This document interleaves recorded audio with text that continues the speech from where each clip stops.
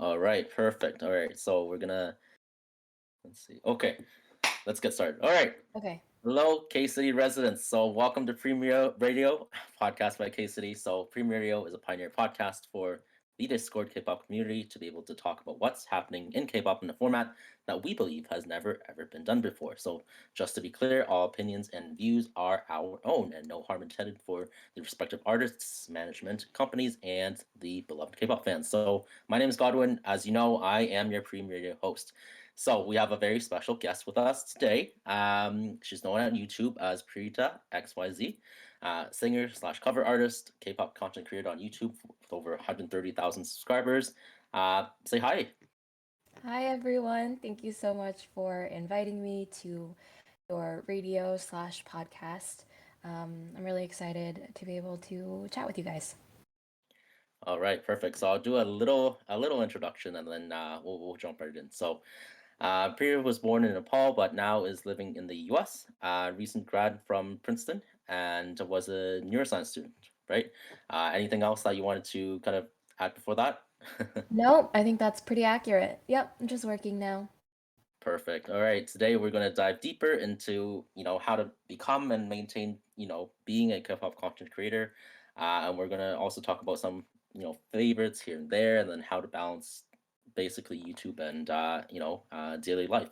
And so people can interact with me and Preeta in the chat. We'll also look at the chat and, sometimes, and we'll kick some questions. So we're gonna first of all, jump right in. And so we looked at, of course, did a little background research and things like that. So originally from Nepal, but currently live in the U.S.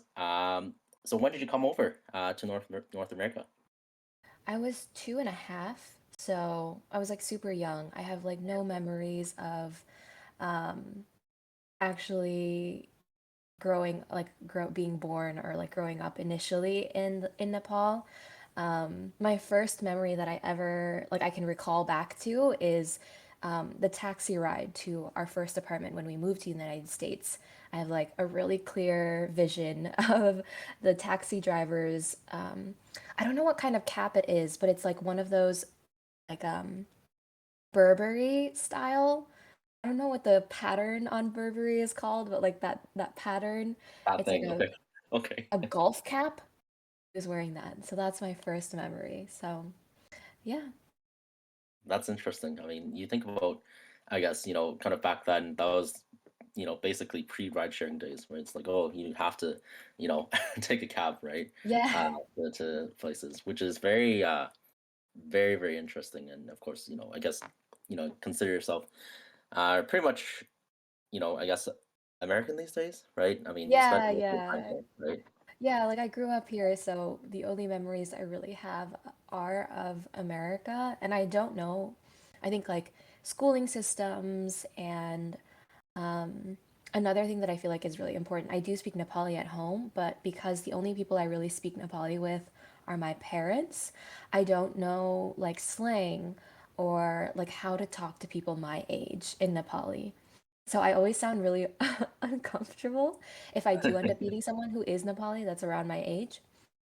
I probably sound like some type of like I probably sound like a 30-year-old, like Right. 30 It's or something like too older. old, not hip, Like, Right, exactly, because I don't know how to like say certain things, like certain like words or whatever that are like up to date with like today's Nepali youth. So in that regard, like yeah, I probably seem like just an American to them. yeah, yeah, fair enough. I mean, I'm kind of, trapped in that same kind of, I guess pattern as well. So I was born and raised in Canada. I mean, Hmm. I'm Chinese more, and I speak Cantonese at home with my parents and, people and things like that. But it's like you have that weird divide between kind of two cultures, right? In the sense that Right. it's like, okay, I Canadian, but also have that, other heritage. And it's like I don't really, most of my family is in China, so it's like I try to connect with them. It's like I don't understand what you're saying, or I know. what you're interested in because it's so different. So Yeah. Yeah, I get that a lot with I have cousins who are my age on my dad's side that all live in Nepal. And you would think that I would be like really close to them or whatever because they're my age, but I find it really hard to have discussions with them. Even when I ask them questions, like, you know, like a discussion or like a conversation really is just like, you know, asking questions and then giving an answer.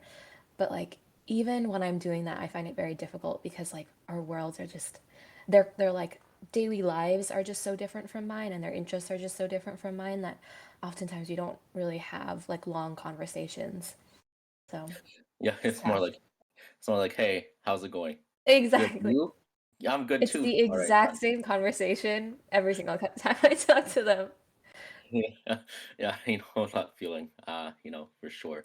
And of course, let's kind of jump in, more so into more recent times, I Sure. guess. And I was, browsing a bit, of course, through your profile, and you actually have a sort of similar backgrounds as me, actually. So I'm going to Hmm. explain a little bit about that later. So Sure. graduate, from 2020, from Princeton, and so, I guess, what are you up to these days? Other than I guess creating content.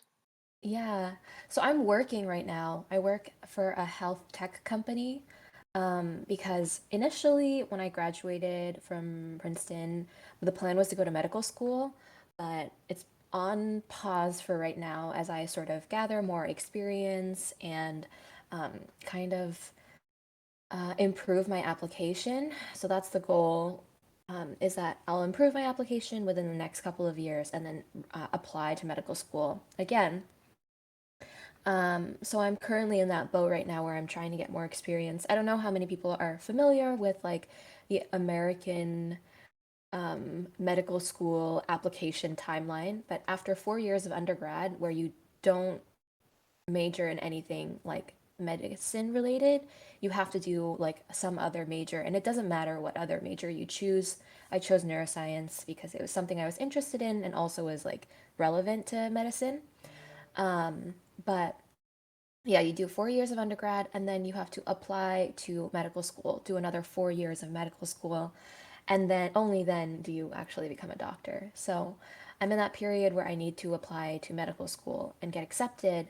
And like some of the things that they look for is not only like grades and your MCAT, which is this like standardized test before applying, your MCAT score, but also they want to see how much experience you have in like patient experience.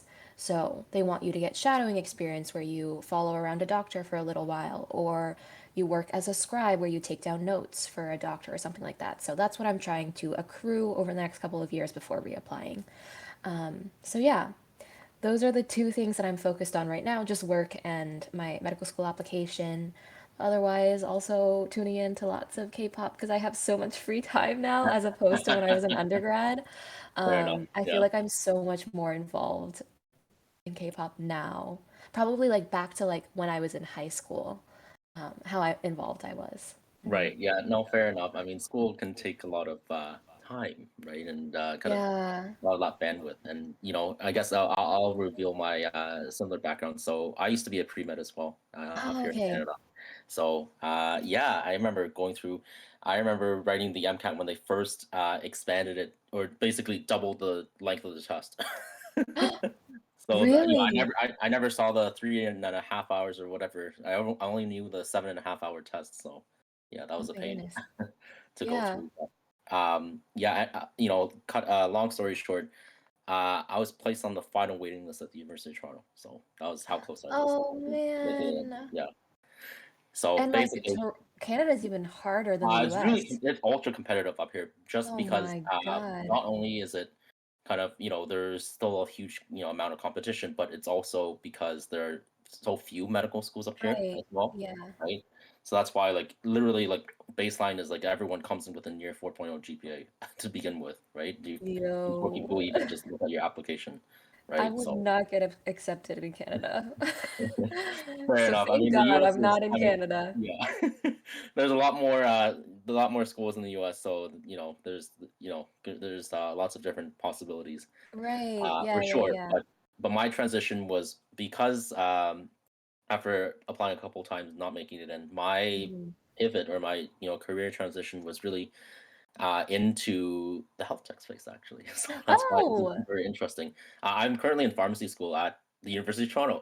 Oh, So awesome. pharmacy is for me is a more aligned with kind of my interests Mhm. in because I wanted to do something more in the intersection between science, business, and tech, and so that's why Mm-hmm. I came back to school, and I work at a health tech company as well, Mm, alongside school and other things. But anyways, that's so cool. yeah, What sort of like space in health tech are you working in? Are you working pharmacy in tech, like, obviously. ah, Yeah, okay, very yeah, yeah. cool. So very very aligned with kind of what I'm studying as well. Yeah, Yeah. yeah, that's awesome.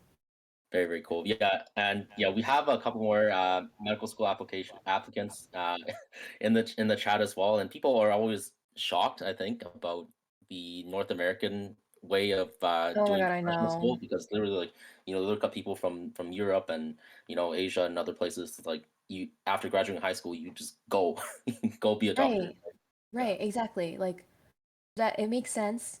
And honestly, I think like both sides make sense. I can't say that I necessarily like think like one way is better than the other because right now I'm like one of the reasons why it's taking me like time to apply to medical school other than not being able to get in is like um it's really hard to commit to the length of medical school here in the United States.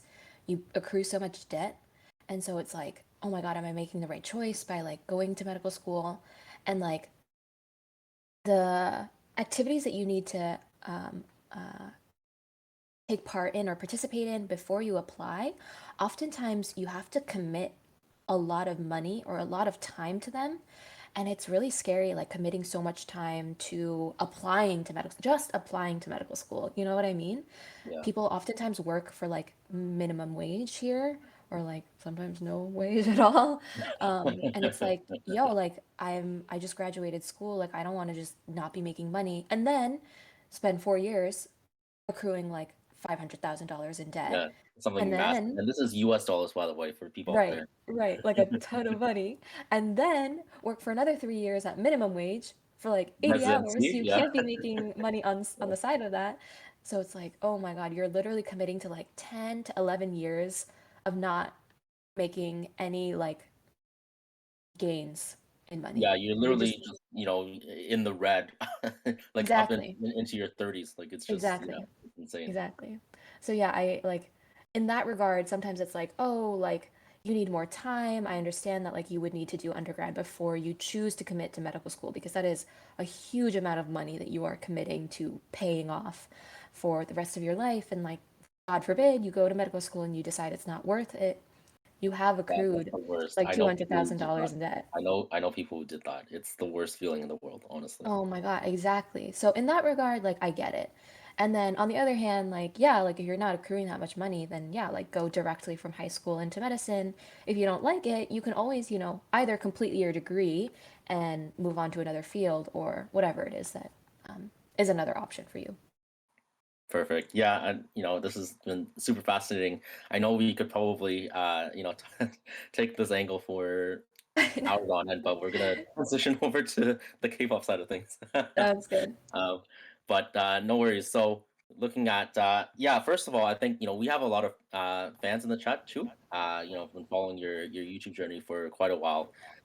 So yeah, I mean, you know, first of all, you have an amazing voice, and Thank you. kind of see a few videos of yours. So yeah, when was the first time kind of knowing that you wanted to sing and also just post it online too for people to see?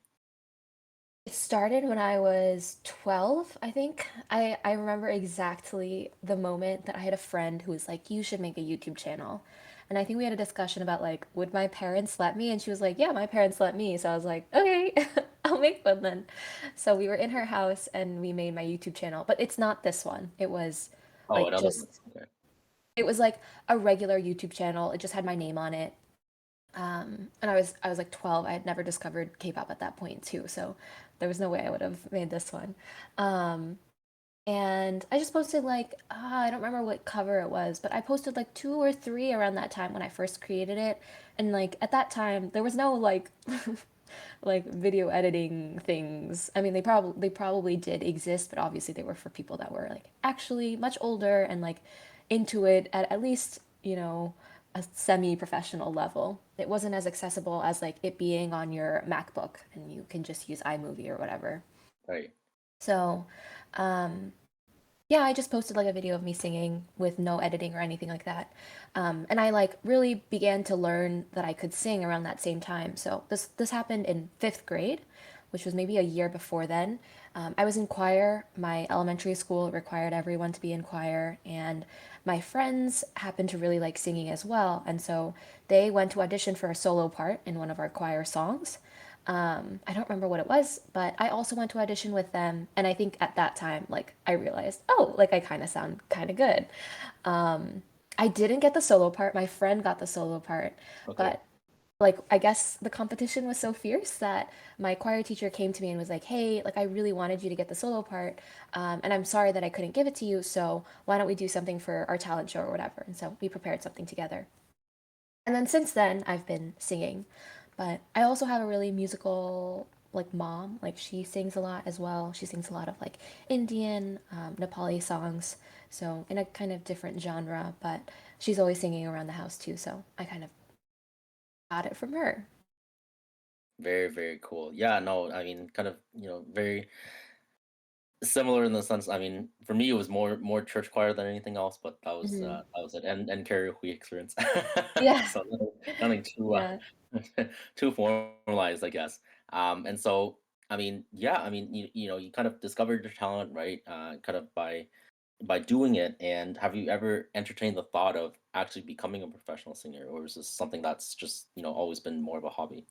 No, I've never entertained that thought.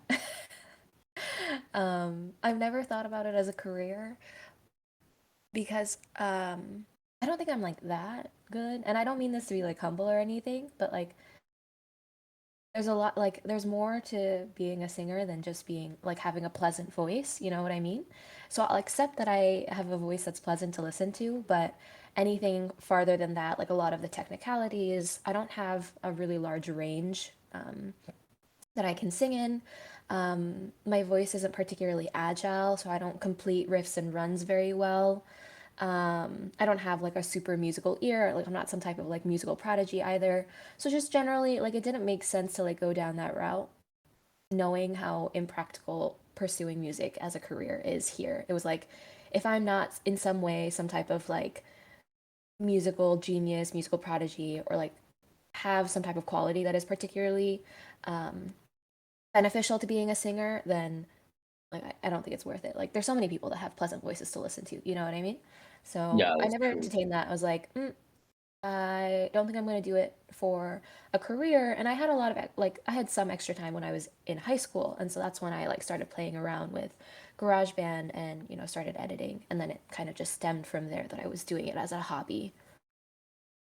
Very, very cool. Yeah, I mean, like you see, like so many people who are great cover singers, right, on YouTube and things like Yeah. that. And they have their main profession, things like that. So definitely can balance both and be very, very content about that. So Mhm. I mean, I think we can jump to the thing that everyone's been all super curious about. How did you get into K-pop in the first place?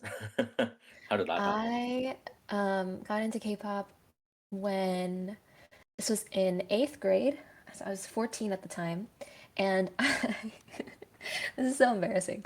I looked up Justin Bieber's boyfriend, and then the K-pop Yeah. group Boyfriend had a music video out at the time. They were a just debuted group.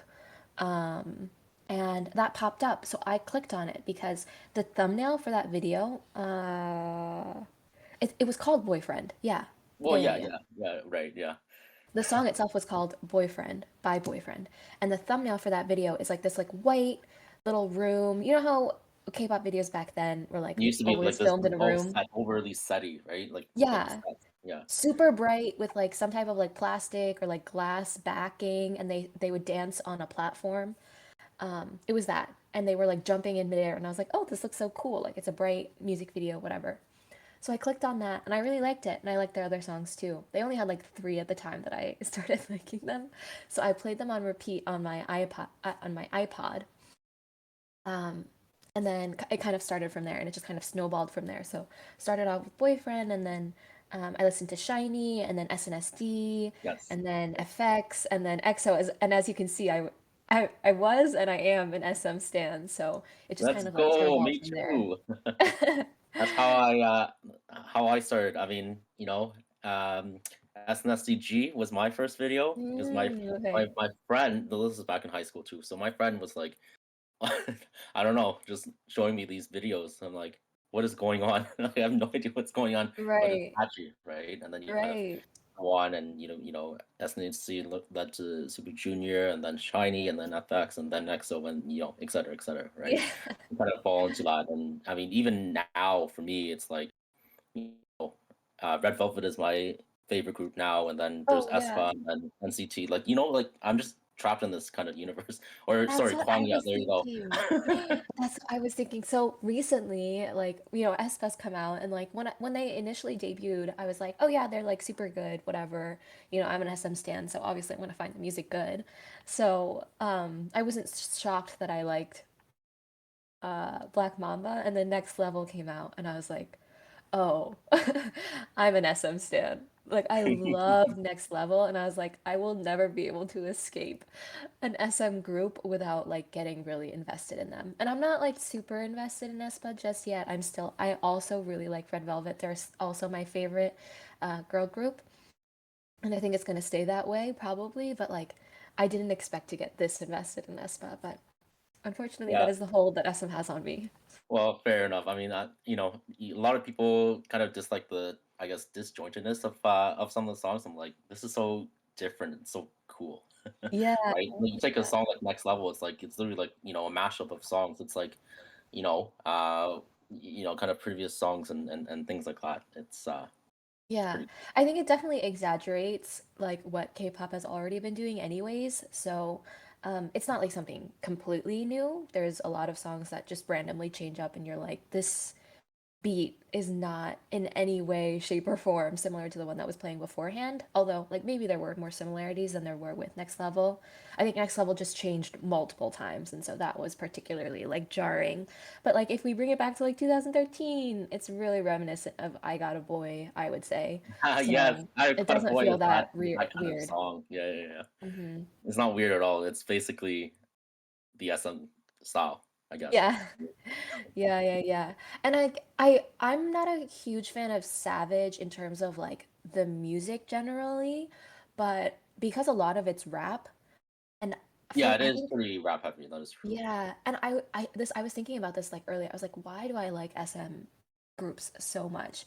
I think there's like a particular pronunciation or enunciation style that they have, and I really, really like it. So even though I don't super love the beat slash I don't really love the chorus of Savage, like the pronunciation, the way they rap is just so addicting to me that I will continue listening to it.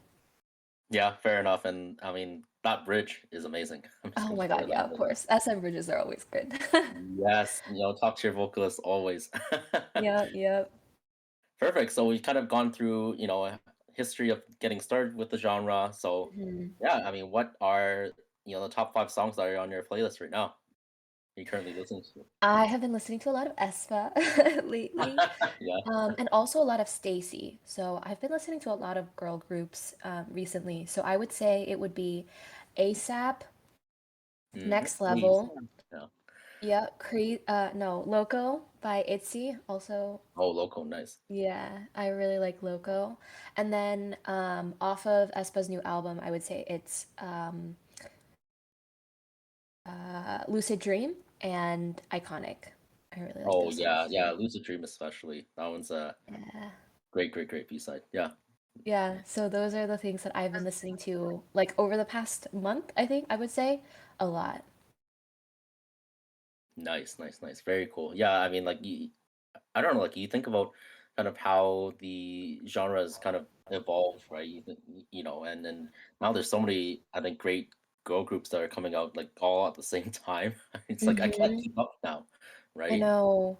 And JYP's new girl group is coming out and they seem super talented too. Okay, I mean, I think JOFE is just the king of girl groups now at this point. Yeah, They're like pumping out so many. that's true. That's true. Yeah, perfect. Very cool. I mean, kind of, you've seen kind of the evolution of K-pop between the, I guess, different generations. Of course, we came in second gen, Hmm. and then now it's like third and fourth. And it's really hard to categorize now. It's like, is it fourth, 4.5? Like, what's going on? But I you know, know. what do you think are some of those changes that you think are, what's kind of the next evolution, or I hate to say this, but next level for K-pop? um, Honestly, I don't know. I started liking K-pop in third gen, but I enjoyed second gen because second gen hadn't ended all that recently, right? So like if I joined in 2000, if I started liking K-pop in 2012, sec third gen started in 2008 with Shiny, right? Isn't that what people say? I think second gen and like in 2012, or I think third gen is like when BTS debuted, Oh, wait, no, basically. third gen. Oh, wait, no, Shiny is second gen. So Yeah, sorry, it's third second gen gen. starts with EXO. That's what people say. Yeah, yeah, With yeah. Okay, EXO, okay. yeah, yeah, yeah. Right. Okay. So yes. Um, I think the obvious one is that it's since K-pop has more reach outside of Korea, there are groups that are able to survive off of um not having like a huge or not having a lot of recognition generally in Korea. I'm not gonna name names, but like there is like a boy group that I think like never really achieved like a lot of domestic recognition, but had so much international fame that they, survived, had a good long um, career, and it was like super successful, and they would be, kind of recognized as one of those third gen successful boy groups. And like I think that's just gonna like kind of um, continue in the same vein for fourth gen, and probably it'll be even more intense, as in like there are certain groups that will have like little to no recognition at all in Korea, but be super super loved in the international K-pop space, and that itself will be able to sustain them for however long they're able to continue on for. um, I think another thing that's changing is the way and the cadence at which K-pop groups interact with their fans. So for me, the most obvious way, like obvious examples of this is I am a huge EXO fan and I've liked them ever since like 2012. They are not particularly communicative with their fans. I don't think I've ever tuned into a V Live from them because they just don't use it. And when they do, it's like, it's not announced or anything in advance. Oh, they're So, just like pop in, right? Hey, we're here. yeah. Yeah, it's like, it was like once every like 2 years they do like a V Live. And it's like, oh man, I didn't know that you were going to do that. Whereas I really like Stray Kids now. And like, I still really like EXO, but I also like Stray Kids. And like, the difference in the amount of information that they or like the amount they communicate and also like the amount that I know about them is like so vast. I know so much about Stray Kids because they're constantly communicating like on a daily basis. They either Yeah. post on Instagram or they're on Bubble or they're doing a V Live or whatever it is. It's hard to keep up with. And it's so, so, so stark, like that difference. And so I know that like with most fourth gen groups, it's kind of like that. Bubble Yeah, is like a popular thing among yeah. or Universe, I think, among Yeah, I fourth mean, all gen the different, groups. I guess, yeah, fan kind of systems, like, like Bubble and like Universe and like Right. Weavers too, And right? Weverse, Yeah. yeah. Yeah. I think it's super amazing that BTS as a third gen group is as communicative as they are with their fans. Kind of obviously it was Big Hit that created Weverse, but for BTS to be pioneering something like that.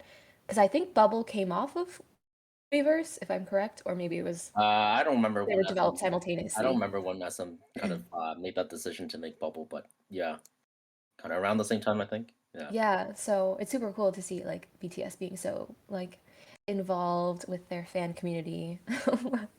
Whereas I I feel mean, like I think that EXO that's just in part isn't. of how they've achieved such massive success in the first place, is by That's being. true. That's true. Yeah, Yeah, those where are the two things that I can think of as being like the ways that K-pop is trending. Um, but I'm sure, there's other things as well. yeah, for sure. And this is, I mean, we can speculate all we want, right, about the Yeah. future, but it's kind of very interesting, I guess, to go along with the ride and see what's next, really. Yeah. So But yeah, anyways, let's actually, talk about the YouTube channel that you actually, started and Yeah.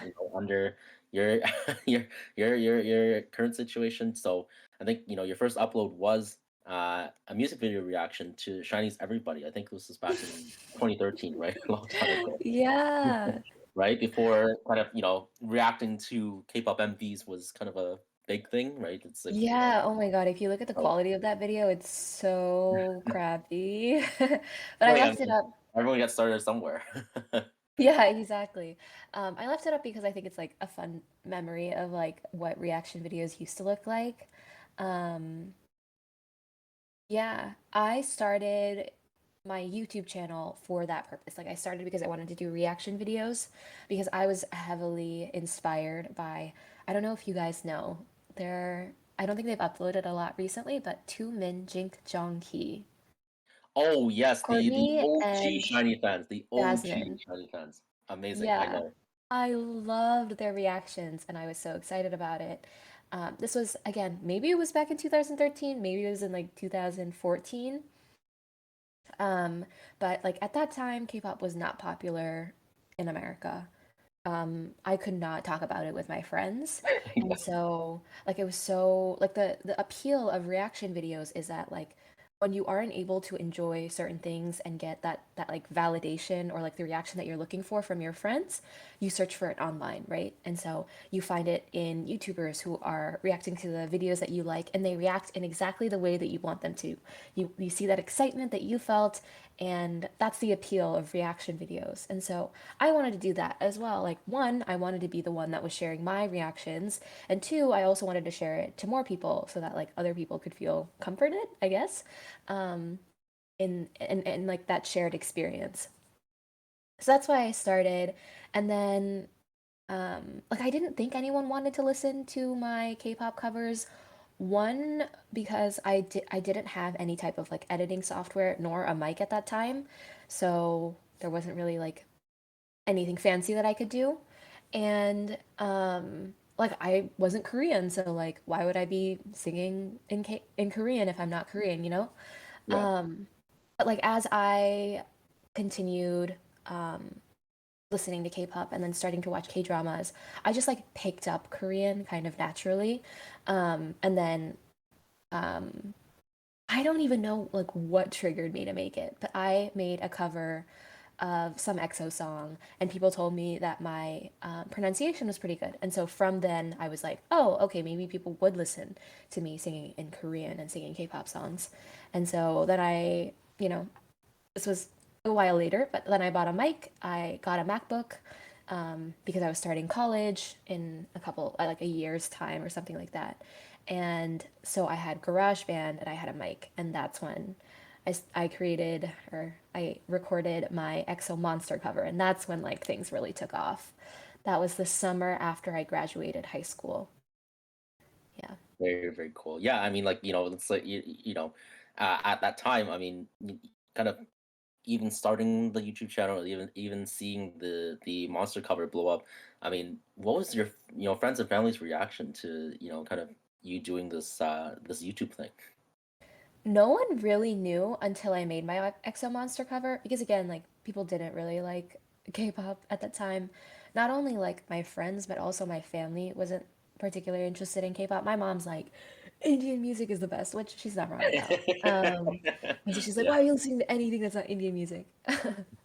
Um, like she's not a like huge fan of like American pop music. We listen to it on the radio or whatever, so she's like familiar with certain songs, but yeah, she's like Indian music, that's the way to go. So I wasn't really sharing it with my parents either. Like I let them know that I had a YouTube channel.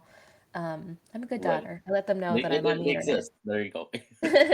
Yeah, so I let them know. They knew of it. I don't think they like really knew what I was doing on it, but so they didn't really know. No one outside of my outside of my nuclear family knew that I had a YouTube channel, and then like a couple of my friends maybe knew that I had a YouTube channel. And then when my EXO Monster cover blew up, and I remember this vividly. So we were in Nepal after I graduated high school. I was there for the summer, Yeah. and I uploaded my Monster cover in like June. And I remember like I had maybe a week or 2 weeks before I left for Nepal after I uploaded my cover, and I was really hoping it would blow up because like I put so much time into that cover. I put like weeks and weeks of just dedicating time to that cover. And so I was like, oh, like I put so much time into it. Like I really hope it blows up. And I got to 4,000 views before I left for Nepal, which was huge for That's me. I had pretty only good, gotten actually. to, Yeah. yeah, I'd only gotten to like 1,000 views. And mind you, at this time again, like K-pop is still, this was 2016, so K-pop is still like, this is before the BTS boom or whatever. Or So whatever. Yeah, yeah, yeah. yeah. So like 4,000 was still pretty big for me. I was like satisfied, but like a part of me was like, oh, I wish I could have gotten more. And then I was in Nepal. We didn't have internet at that time in like Mhm. in our home because we were just there for 2 months. So there's no point in setting up like Right. an internet system or whatever. And so Right. Yeah. I would buy on my phone, we could only reload like cellular data that was like 5,000 rupees, which is like $5, and that would go in like 10 minutes if you were watching a YouTube video. Right. And Yeah. so I would have to like reload my phone to like check how many comments I was getting through my email. Like I would see all of the like notifications for comments I was getting on my YouTube cover, on my monster cover. And I was like, wait a second, this is a lot of comments. Yeah. And then once I like reloaded it in order to like actually load the video, I saw that I was like getting like 40,000, 100,000, 200,000, and it climbed to like a million while I was still in Nepal. And I was like, oh my God, this is crazy. And that was my reaction to that. And then because I posted like, oh my God, like I'm getting like like 200,000 views on this video on my Instagram, on probably, I don't know what it was, Snapchat at the time, whatever it was, that's Yeah. when people started like noticing. And then once I got to college, I found a group of people that like actually did like K-pop. And actually, I think Haley, if this is Haley, the Haley that I know, we started, Haley and some other people started a K-pop dance group in Right. college. And so right there, like I had a group of people that I could actually like talk to K-pop about. But it was a lot easier to find people that like K-pop in college than it was in high school. Oh, that's true. Yeah, yeah, yeah. Just because I mean, college is just there's so many people and so many diverse interests. You're bound to find someone. There probably is a K-pop, kind of club that already exists. I know Yeah, for yeah, my college there was already. So when I got yeah. there, yeah. I don't know if like one existed when I went to Princeton, but it's actually interesting because like my high school was pretty big. It was like a regular sized high school in the US, or in like a on the Northeast, I would say. It had 2,500 students. And so it's crazy that like within my grade, which was around 700 people, there was only like 3 people I knew that like liked K-pop. Which like you also have to like the people, not just the fact Oh that yeah, they like not just the music. that Yeah. they like Yeah. K-pop. But it was only like 3 people that I had to like talk about K-pop with. Whereas I got to college and immediately within like my hall mates, which were like 16 people, one of them already liked K-pop, and then like 2 other people were like open to listening to it. So like that itself was like crazy. Yeah. No, no, very, very, very, very cool. I mean, yeah, for me, yeah, it was high school was kind of hard. Okay, here's a super funny story. So Mm-hmm. this was grade 12 or 12th grade English class. And so this was like, back when the infamous Gangnam Style just released, okay? And so Mm-hmm. what what happened was our English teacher just showed the MV in the in class. And basically, you can tell instantly who were K-pop fans Yeah. and who weren't in the class because the Yeah. K-pop fans would actually just be like super embarrassed, and then Right. the non K-pop fans were like, "What the hell is this?" Yeah. Yeah, yeah, yeah. That's so interesting that they were like playing the video in school. I mean, it was viral, obviously, so like Well, people yeah, knew about it. I definitely don't think like I ever saw a K-pop video played in school when I was in high school. yeah. I mean, but yeah, that was just that was just very interesting. Hmm. But anyways, okay, so I'm gonna take some chat questions actually. So, Sure. if anyone has a question for Preeta, please ask away, and we'll take some questions. Okay, yeah. So people are, super relating. Didn't find any K-pop fans until high school, and then there was just four. Yeah, yeah, yeah. Fair enough. Uh, Yeah, Here in the it was a Philippines, tough during time. pre-Gangnam Style, you were considered gay if you're a guy listening to K-pop. Okay, Really? Oh my O- goodness. okay, fair enough. Really? Gangnam Style? Interesting. Okay. No, during pre-Gangnam Style. Oh, pre-Gangnam Yeah. Style. Okay, okay. Yeah. Okay, so Yahe has a question. Have you ever been contacted by companies after your monster cover exploded? Let's see. Not okay, like I don't have a lot of like memories of this. I wouldn't say anything that like anyone would know mostly, but I've got some people reaching out to me that were like adjacent to K-pop. Um, so I do remember one time, um, Peniel, I don't know how to Oh, my pronounce his boy, my name. B2B guy. Yes. Yeah. He has a radio show. This was probably like 3 or 4 years ago. Someone on his team reached out and was like, "Hey, would you like to be a guest on his radio show?" And I, of course, was like, "Oh, yeah, of course." Like, I Yeah, do know B2B and I know Peniel, and I think that's how you pronounce it. I just never know how to Neil, something pronounce like his that. name. Yeah. If you can clarify, let us know. Yeah. Um, so his team reached out and I was like, "Yes, oh my God, yes." And then they never responded. Oh, So that never happened. oh, I ghosted. also performed at KCON. They reached out and asked if I could perform. Um, and the first year, for some reason, I wasn't able to. Oh, I was in Korea at the time. I was going to Korea for the summer for an internship, so I wasn't able to perform for KCON in 2017. And then I reached out afterwards and I was like, "Hey, you reached out a year ago. Would I be able to perform at KCON this year?" And so in 2018, I went and performed at KCON. I've also had some like producers who have produced for K-pop reached out to me. So one person who was writing a creating a demo for a Luna song had reached out and Ooh, asked if I could okay. record the guide. And I had recorded a guide for her 2 years before she had made that request for the Luna song, but I unfortunately wasn't able to make it because it was like right around finals period, and I Right. was on the verge of failing my class, and I was like, Mm, I need to pass this class. So this was like when I was taking biochem, and I was like, I'm gonna fail biochem. Oh, So biochem, infamous biochem. I majored in I biochem. That's know, why I I know. know. But it was also just a guide, so it's not like it would ever see the light of day. Um, but yeah, that had happened. Oh, and then for the 2019, 2019, um, something awards. I don't remember what it Oh, was. yeah, one of those awards, yeah. Yeah, one of the like KAIO awards at the end of the year, the company that arranges the performance or the general concert had reached out and was like, "Hey, can we feature your video for Icon's performance?" And so, Oh, um, okay. I don't think it was like a feature of just me or anything like that. I think a lot of other cover videos were also involved in that. But yeah, those are the only like big things that have ever happened. Other than that, no communication. I'm still waiting on SM to recognize me for my EXO Monster cover. They just take my money. That's it. That's all they do. Yeah. They copyright Fair me enough. so quickly that sometimes I'm like, do they have notifications on? Yeah, fair enough. Hey, anyone at SM who's listening right now, Reach out, yeah. uh, help out. But yeah, performing at KCON must have been an incredible experience. Love to kind of dive deeper into that. Any funny backstories or anything like how was that experience like? It was so nerve-wracking.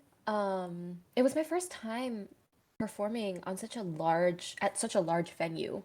So, like, it was outdoors, and they have like a stage, and they have the speakers on like either side of where you are when you're on the stage. And they're obviously, like the speakers are aimed out towards the audience. So they're not aimed towards me. So I couldn't really hear myself as I was sounding through the speakers very well. But I remember particularly struggling with like the level of my voice and the level of the instrumental backing. And this was the first time I ever struggled with something like that. Excuse me. So while I was performing, like I kept like motioning to the guy that was like mixing the audio, or I don't actually know what it is when you're actually performing, but I'm assuming it counts as mixing. And I would like continually just being like, I would like raise my thumb like a couple of times and be like, can you like up, like increase the volume of my mic because I couldn't hear myself very well. And like when you can't hear yourself very well, you like subconsciously start like screaming almost because you're trying to like make up for the fact that you can't hear yourself Right. by like raising your actual voice instead of like the volume of the mic or whatever's coming through the mic. And so like it got very uh it was like hard on my throat or hard on my voice, but other than that it was like really fun. It was so cool to watch people in the audience like vibing along to me singing. Usually it's just me in my room by myself in like a closet or something so that the acoustics sound good. So that was super interesting, but it was hard and I'm not like super satisfied with my performance that day, but you know, it was like a really cool experience. So, other than that, I was super excited about doing that. And then I got to, go see the concert after that for free too. So, Hey, there you nothing go. to complain about there. Perks of being a performer for sure. Right, exactly. Oh, and like I met a lot of K-pop YouTubers there. So, Oh, I true. met um Faye from Hey It's Faye, although she's not really a K-pop YouTuber anymore. But She just does her own thing now. Yeah. yeah, yeah. So I met her. I met Courtney from Oh, Two Inching nice, nice, Chunky, and I nice. was like, oh Very my cool. God, this is so cool. Yeah. I don't know. I don't remember if I told her like, yo, like I started my YouTube channel because of you. But yeah, I had a quick conversation with her. Oh, I also met React to the K. So I met Umu and Oh, Kevin. nice, nice, nice, nice. Yeah, that was super cool. I hadn't watched their videos at that point because again, this was during college, so like I wasn't super involved in K-pop. I didn't really know what was going on in K-pop slash like the K-pop YouTube scene at that time. But I watch so many of their videos now, so it feels kind of like, oh shoot, like I should have watched their videos earlier, so I could have had more discussions with them. Yeah, I met Kevin and Umu, and then also I met PD from the Form of Therapy, although I didn't get to talk to them Yes, much. yes, yes. Yeah, My guy, my person, PD, very, very yeah, cool. yeah, PD's super cool. So, oh, so Edward Avila was there. Edward Avila. Oh, Edward. Yeah, so I I went up to him. There was like a line of people that were like looking to meet him, and I had like my camera there for vlogging, and so I recorded a little video with him. So that was fun. Very, very nice. Yeah, I mean that's been an amazing experience. I mean, I personally haven't been to a KCON, so hopefully that happens in person again. But anyways, Yeah, yeah. yeah. Anyways, we have a an audience kind of question from Uh, Dave. Do you have a guilty pleasure in K-pop, i.e., a group or song you are trying to admit you listen to? a guilty pleasure. Let's see. Mm, I can't think of any. Mm. It's okay, don't be shy. Okay. I do have, it's not like a guilty pleasure, but it's more like I shame myself for liking it. Sticker. I hated it when it first came out, Sticker by NCT. Oh, Um, and I yeah, still like hate it. It's not that I like it, yeah. but like again, I really like the way that SM groups pronounce things and the vocals. Yo, Tail and the like the final chorus or whatever. Yo, that man was eating. So sometimes I listen to it just for like the vocals and stuff. Also, yeah, opposed to like favorite, I think I do like Sticker more than I like favorite. It just feels a little more iconic. I don't know. But yeah. I wouldn't Very, say very that it's cool. like a guilty pleasure. It's not that I like I'm shy to admit to other people, but like at first when I would like voluntarily listen to Sticker and like kind of like listening to it, I'd be like, "Yo, Preeta, you're crazy" to myself. Yeah, So it took me a while to admit it to myself that I actually liked it. yeah, fair enough. It's like, kind of, some of those other polarizing SM songs that people are like, you either like it or you hate it. It's like there's no in between, right? Mhm. Yeah. It Yeah. is what it is. I mean, that's the I think the beauty of music is just, the subjectivity. It's like there's something for everyone, right? Hmm. So, Yeah, yeah, it yeah. is what I it is. think also back when I first started liking K-pop, this was when I was in my shiny era. I really did not allow myself to like EXO for a really long time because I was like, oh, this was my first time like really being invested in a group when I started liking Shiny. And so I was like, oh no, like I'm loyal to Shiny or whatever. And so I really like refused to admit it for a really long time. And then I became an EXO stan for years and years. Yeah, there you go. I mean, now the moment when you can discover you can be more a fan of multiple groups at the same time. Yeah, exactly. You don't have to be exclusive, and I think that's the beauty of it. Um, Hmm.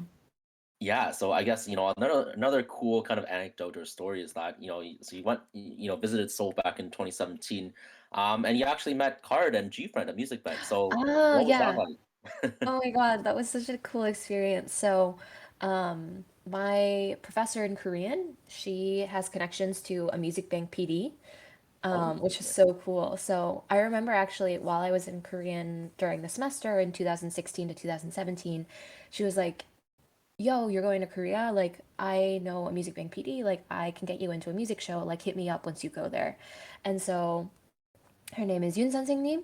And so once I got to Korea and I went with someone else that was also in taking Korean at the time, she was a year older than me. So we weren't in the same class, but we both reached out to Yoon 선생님 and we were like, Yoon 선생님, we really want to go to Music Bank. And she was like, yeah, come. And then like this was also the most iconic summer. It was 2000 summer of 2017. So Red Velvet with uh, was Red was red, Flavor. right? A red flavor. Yeah, yeah, Red yeah. Flavor. Yeah, for some reason I just like blanked on the name of that song. But yeah, Red Flavor and EXO was promoting Coco Bop and Oh, Coco Bop NCT was was such a bomb. promoting what was it? I don't even remember. Like it was around Cherry Bomb era. And I was like, "Oh Oh, my Cherry Bomb. Yeah, yeah, God. yeah, yeah, yeah. Yeah. I can meet EXO." When like we had dinner with her one time and she was like, "Okay, so like this is when we can do it, blah blah blah blah." And I was like, "Oh my God, I'm gonna meet EXO." And like my friend was like, "Oh my God, I'm gonna meet Red Velvet." And the two of us were like on the verge of tears in this like local like Korean restaurant. We were sitting on the floor because that was the type of Korean restaurant it was. And Yeah, like yeah, the two of yeah. us were just trying so hard not to cry because we were gonna look so stupid in this restaurant crying. And then we like looked up the date of like when we would be going and we were like, wait a second, EXO's not on the lineup. Wait a second, Red Velvet's not on the lineup. And then I almost cried because they weren't gonna be there. But we still went and it was still so much fun. It was like a pre-recording. At that time I had no idea how these things worked and at this point I've already forgotten, but I think it's like a camera rehearsal or whatever where like Oh, there like one of isn't those an before. audience. Okay. Yeah, right. Yeah, there isn't an audience, but our Korean professor was able to sneak us into the audience for that portion where there wasn't an audience. Like it's not like fans come in and or like only one group of fans, like the group that's having the rehearsal, their group of fans Oh, will the come in group at will that be time. right. Yeah. Yeah, and so we were there at that time and we were like sitting in the audience and we saw how like they set up the stage too because the way you see it during the actual broadcast, it does not look like you don't see the set at all. So it was interesting to see how the set looks, and how the audience is positioned because I thought it would be more like an auditorium where um, the I don't know, what would you say? Like the width of the audience would increase as you get further back, but it's just the same width all the way back. So that was really interesting to see, and I got to watch all of these groups perform. And since they didn't have like audiences really, like we got to like cheer them on without anyone else being there. So like I Yeah. remember for Card, like no one was in the audience. And so it was just me and my friend and like we tried to really silently just like jam along, you know. So that was fun. And then when we went backstage, like there was like a point at which like a staff member just like guided us back and like we took pictures with them and like they would just come out of their waiting room and then we would take a really quick picture and then we would leave and like I said like a couple things to like each person. I said something so embarrassing when I think about like anything from like a year ago plus. um it just feels very embarrassing to me, but I think that's just like what growing up is like. But to BM, I was like talking to him, and I wanted to be like memorable, I guess. So I was like, "Hey, we're from Princeton." And he was like, "Yo, you must have had really good grades then." I'm just thinking about it now. I'm like, why would I say that to him? Why would he care? Why would he care Why at all? why Like would I you should have have care just been first like, of all "Hey, I like your music." flexing your academics? I know, but that's so embarrassing. But anyways, it's fine. Whatever. And then to like, I don't remember if it was Somin or if it was to Jiu. I was like, "Oh my God, you guys are so pretty." Also, all of them are so tall. I'm short, but like all of them are so tall. Like aside from the fact that I'm just like short in general. Like look at G Friend. G Friend is so tall. Oh my goodness. But it's Yeah, I it's mean, they're known as tall friend for a reason. I didn't know how tall they would be. It's crazy. Yeah, they're super, super tall. Wow, incredible. I mean, just the fact that you just, had that, I guess backdoor experience, right, to a music show is Yeah. something that, not a lot of people can experience, but I mean, you had Yeah, the yeah. connections to do so. It was super, super cool. Very cool experience. Yeah, fantastic. And I mean, I personally, even though I've been listening to K-pop for over a decade now, I personally still haven't been to South Korea. So, what's the, country like, for people who haven't visited before, and kind of, Hmm. any suggestions for places to visit? Yeah, absolutely. I mean, I only spent 2 months there, and my experiences as like a foreigner, um, who like went there to work, like so I didn't have a lot of freedom to do a lot of traveling. So I stayed in Seoul for the most part because I needed to be there for the 8 weeks that my internship was. I did go for one weekend down to I don't remember what the town was called, but I had a friend from middle school that she lived in the States for a couple years and then she went back to Korea. And so I went to go visit her in her hometown. Um, oh my God, I don't remember where she lived. Yeah, but anyways, I went down there for one weekend and that's the only experience I got outside of like Seoul. But Seoul is so great. I would really recommend staying there if you can for like an internship or something like that because I think that makes like the experience a little bit better where you don't have to take in and constantly travel and like make the most of, if you're spending 2 weeks there, then the most of your 2 weeks by traveling constantly. For me personally, I'm an introvert and although I do like travel, doing something every single day and making every day like super busy is really exhausting to me. So I really liked going there on an internship and like every night, going to Hongdae or going to some other part of Seoul and like exploring that area for a couple hours. I really, really enjoyed that. And also having some days just to relax, and not feeling guilty that I wasn't making the most of the time that I had there. Um, Also in Seoul, I really liked um, going to business areas on weekends.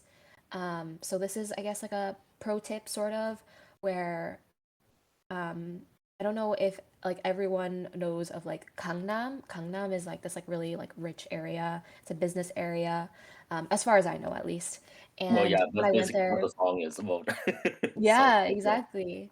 So I went there on the weekend and it was super empty and it was so nice to go around. You have these huge tall skyscrapers, and just like a really, beautiful area and you don't have to be constantly like avoiding people. Like, it's like pretty busy when you go there during like an actual business day. So I enjoyed that. And also, the town or the area that Hangang is in, the Han River is in, I think it's what, or from what I remember, Yeouido is the area in Seoul that the Hangang is in. And I went there on a weekend as well, and that was also super nice. Also, another like business um, area. And so going there on the weekend, it was super quiet and calm. And the area around the Hangang, there's like a bunch of like parks and that was really fun to go to. And then going to Hangang also was super fun. There was like a concert going on in this little stadium that's near the Hangang, and we were able to like just kind of like experience it from the outside of the stadium. It seemed like a lot of fun was had inside of the stadium. Um, yeah, I recommend those places. And then places that I couldn't go to, but I would recommend people go to if they can. Again, this kind of like clashes with my advice to go if you're doing like an internship or if you're studying or whatever it is. But if you get like a weekend or a week to go to Jeju-do or like somewhere or Oh yeah. Busan, where like there's the ocean. I would really recommend that. That's something I wasn't able to do, and I wish I was able to. Fair enough. Fair enough. Thank you, for I guess being our travel guide for a little bit. Yeah, no problem. I really hope, people are able to go sometime soon. COVID is We'll still see. scary and stuff like that, but once it becomes safe, yeah, I really, really do hope people will be able to go. Perfect. Fantastic. Great. I mean, you think about I think of being a content creator, right? And Hmm. balancing full-time work and just all these different things that you're involved in. I mean, you know, how do you manage to do everything like that, right? Uh, so I know that you provided that question on the doc, so I looked at that question, I was like, I am not the person to be asking this because I don't manage my time. When I was in college, I didn't manage my time very well because I was like super, super busy. But at the same time, like I was still able to put out like a cover, I would say, every 5 months at least. And I still did my like yearly Christmas covers. But now it's a lot harder because like at least when I was in college, like I would have time off where I didn't have to be doing something.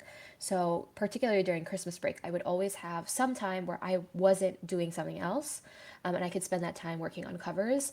And I'm the type of person that doesn't do well with budgeting like a small amount of time every single day to something, especially when it comes to covers. I find that it's very hard to do that because I the condition of my voice every day changes.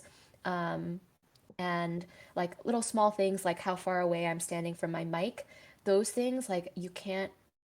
I personally don't have a setup that like allows me to standardize that, and so the condition of my voice changes. Some days it's like more nasally, or it's deeper, or it's higher, or it's more breathy, or whatever it is, and you can tell that in a recording. And so doing like 2 hours every day for a week or whatever is difficult because you can hear the changes in like the differences in my voice every single day, and I don't like that. Although they're pretty minute, and so people listening to my covers might not be able to tell the difference, but to me, it's like I can tell, and I don't like it. So what I like to do is like go a whole day and just dedicate the entire day to recording, or spend 2 to 3 days recording. And when it's like separate parts where like it's moving from the verse to the chorus, or to the chorus to the second verse or whatever, you usually can't tell those differences. But if they're in a specific part, and I stop recording and I start recording another day, you can usually tell those differences.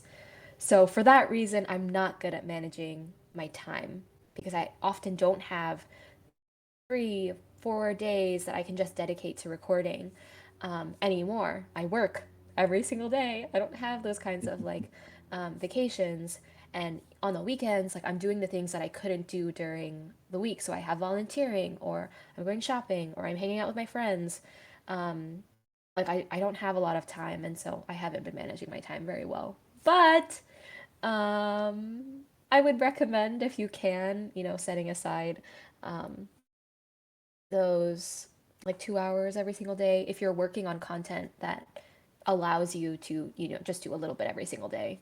Um, when you are working and you're balancing other things like that. Otherwise, you can plan your content around your breaks. That's what I did. I just plan my content around my school breaks. So that's another way to approach it. Other than that, I don't really have advice, and I don't think you should be taking advice from me. Oh, I mean, I don't think you should be saying that, but I think your advice of batching content is pretty useful. I think, Mm. right? Even for me, I do a lot of content creation as well, and just batching that and making sure that I don't have time to make something this day, or that day, or things like that. That you have Mm. something available to post, or Hmm. share with the world, or things like that. So, but I mean, recording for 3 days. I mean, doesn't that get exhausting? It doesn't. I enjoy it. I really, really enjoy it. So, I mean, there are times where like I've been recording for like 3 hours or something, and like I need a break, I need to go drink some water or whatever it is, or like I get bored in that moment and then I need a little break.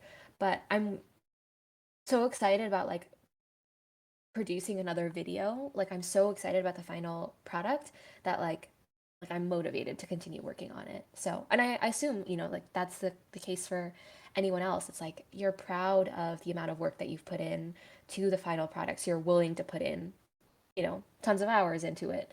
Um, I don't know how the process works for other people, but for me, I've noticed that when I record, like you just hear so much more than you would if you're just listening to someone sing live, like without a microphone. There's just so many small details that you can hear through a microphone when you're recording. And so, like those small details, when I make a small mistake, like they jump out to me so much, I have to re-record them. And that's why they take so long. Also, I don't have particularly amazing like auto tune filters or effects that I use. I just use pitch correct, which isn't particularly sophisticated. And so, because of that, like I have to re record things when I make a mistake. Right, fair enough. I mean, the process of perfection, or at least close to it, because I know that because I do the same thing, right? I mean, Hmm. kind of with podcasts and podcast editing and things like that. Yeah. For sure. But yeah, I mean, kind of to wrap up a little bit on kind of our conversation today, kind of thinking more big picture, where do you see yourself in, say, the next 5 to 10 years? Anything kind of, related to your career in, terms of the biomedical sciences space, and then also the K-pop content creator space. Any thoughts on that? Yeah, I don't know. I spent like a lot of this year figuring out what I wanted to do in the future. So I applied to medical school last year and wasn't able to get in. And so after like getting a lot of my rejections, I was like, oh, I really need to reconsider. Like, is this something that I want to reapply for? Um, like it is a lot of work. And so for a little while, I was like, maybe I don't want to go to medical school. Maybe I want to pursue another career. And I also had to figure out what I was going to do in the extra year that I have. So like right now, like I'm working in health tech, but at that time, I was still figuring out what I wanted to be working in. Um, and like initially I was thinking about just doing like clinical research or something like that. But I had this like weird stint in like figuring out what UX was, user experience was, Oh, and I think yeah, kind yeah, yeah, of design, yes. yeah, and that kind of led me to where I am, or like what role I play right now in the health tech company that I'm working in, slash like going into health tech generally. I think UX is a really cool space in not just like tech, but any type of company that you're working in.